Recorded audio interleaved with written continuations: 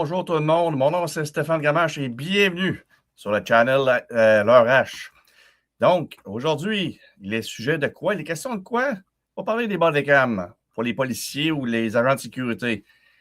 On entend souvent les citoyens, les gens dire pour les policiers, ils devraient avoir des bodycams puis pour filmer les interventions puis montrer leurs erreurs.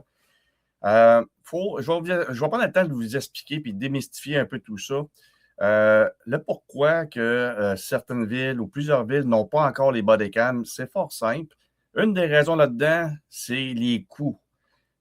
C'est très dispendieux de s'assurer que tous les agents, les patrouilleurs, patrouilleuses portent une bodycam. OK, sur eux. C'est pas une question que les policiers ne veulent pas en porter. Au contraire, ça ne les dérangerait même pas. Puis il n'y aurait pas le choix de la porter de toute façon. Et le but là-dedans de bodycam, là, on va se le dire, là, c'est pas pour essayer de dire qu'on veut prendre du monde en défaut, etc. C'est vraiment de s'assurer que beaucoup de gens aujourd'hui vont prendre des vidéos avec le téléphone cellulaire. Donc, l'agent, il y a des bodycams sur eux autres. On va entendre l'audio, tu vas entendre aussi la vidéo, tout le déroulement. Et ça sert aussi comme élément de preuve. Et ça va servir aussi les datas qui sont récupérés, qui sont téléchargés.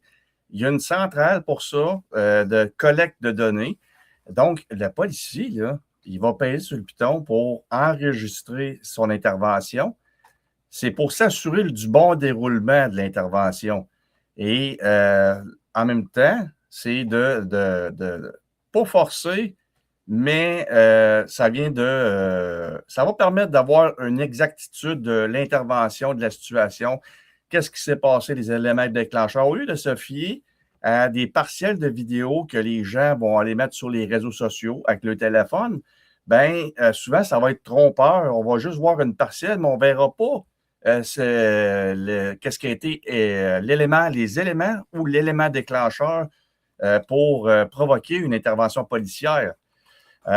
Donc, les bodycams, ils peuvent servir aussi à la cour pour la supervision. On va réanalyser la situation.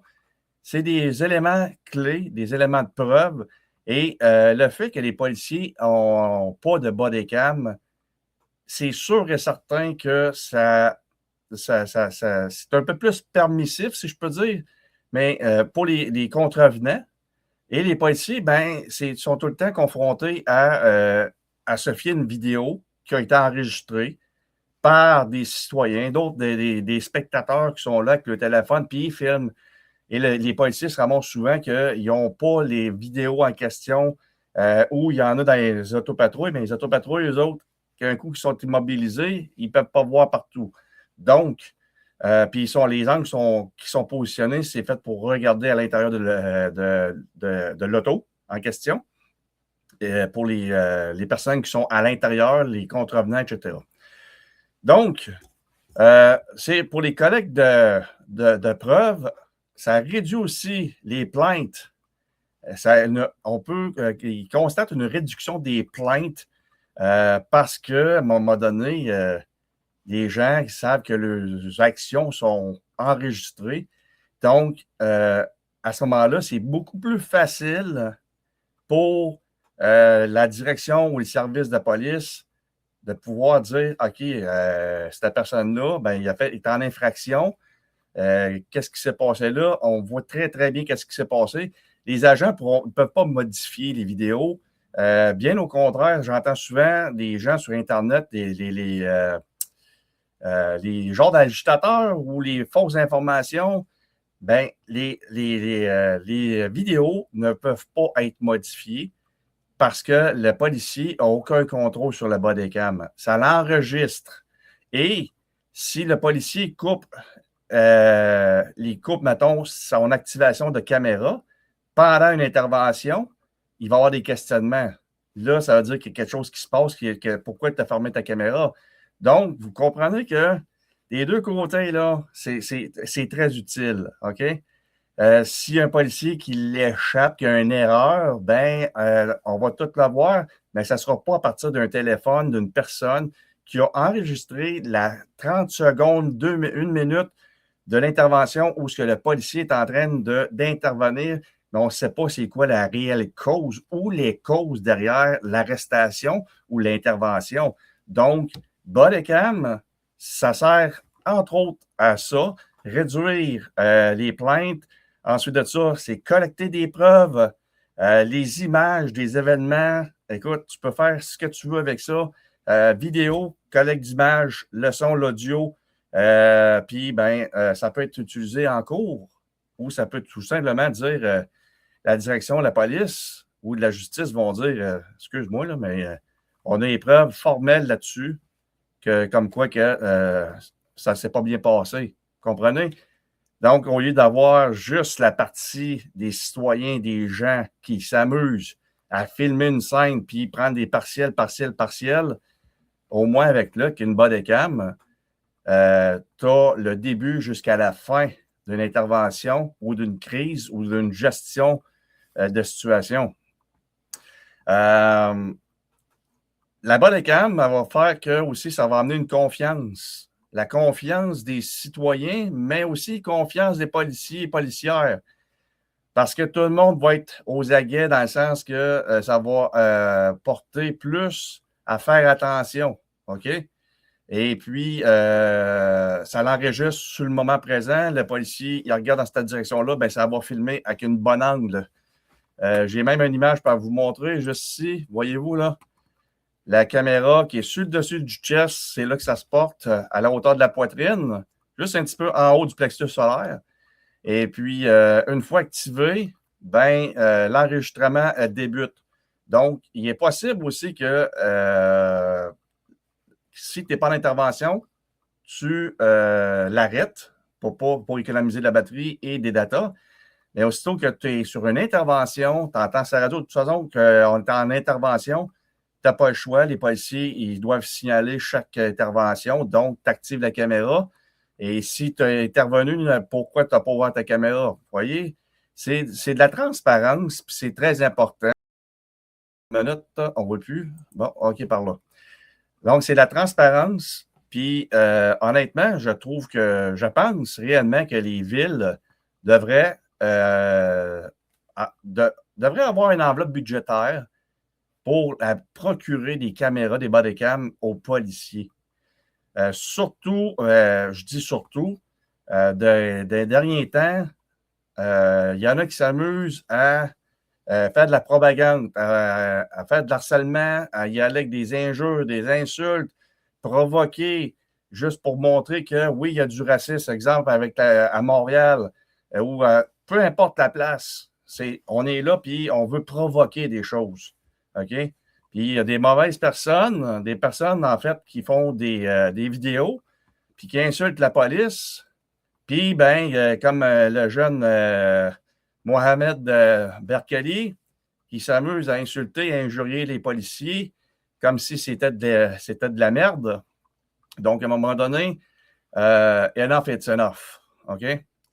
Quand est-ce qu'ils vont activer la caméra? Comme je vous disais tantôt, c'est durant l'intervention avec un individu, conflit ou des altercations, intervention pour la sécurité.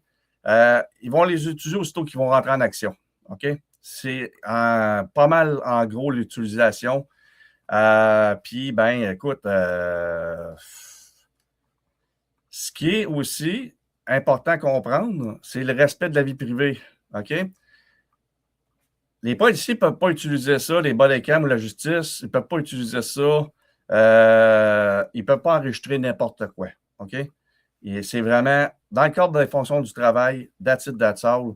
Puis, c'est aussi simple que ça.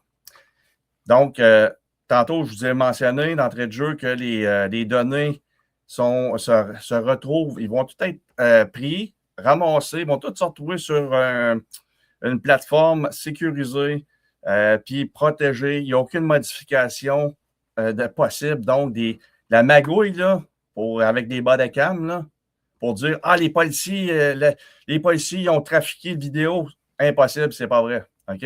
Donc, moi, je veux me démystifier tout ça, puis vous expliquer exactement ce qu'il y en est, puis comment ça fonctionne, pour justement aller contrecarrer un peu, faire perdre, pas de la crédibilité, mais contrecarrer un peu les fausses informations qui sont diffusées sur les réseaux sociaux, qui sont complètement ridicules. Quand tu ne sais pas de quoi tu parles, tu ne dis rien. Donc, les bodycams, les amis, là, OK, ça coûte ça. Ça coûte beaucoup d'argent. Est-ce que les policiers et policières ne veulent pas porter ça? Je pense pas, moi. De toute façon, il n'y aurait pas le choix. Puis moi, être en fonction là-dedans, comme superviseur, tous mes policiers en arrêt, puis tu m'actives ça quand tu vas faire une intervention parce que si tu es en étant professionnel, ben, ça va nous backer. On va avoir les images, puis on va voir qu'est-ce qui s'est passé exactement. Au lieu d'être obligé de prendre la déposition de l'autre personne, ça s'est passé de même. Mais en vidéo, tu le vois très, très bien, les éléments déclencheurs. Puis ça ça l'aiderait ou ça porterait les gens, les individus, à y penser 2 fois avant de faire des imbécilités. Fait que je sais. Donc, en conclusion là-dessus, les amis, OK?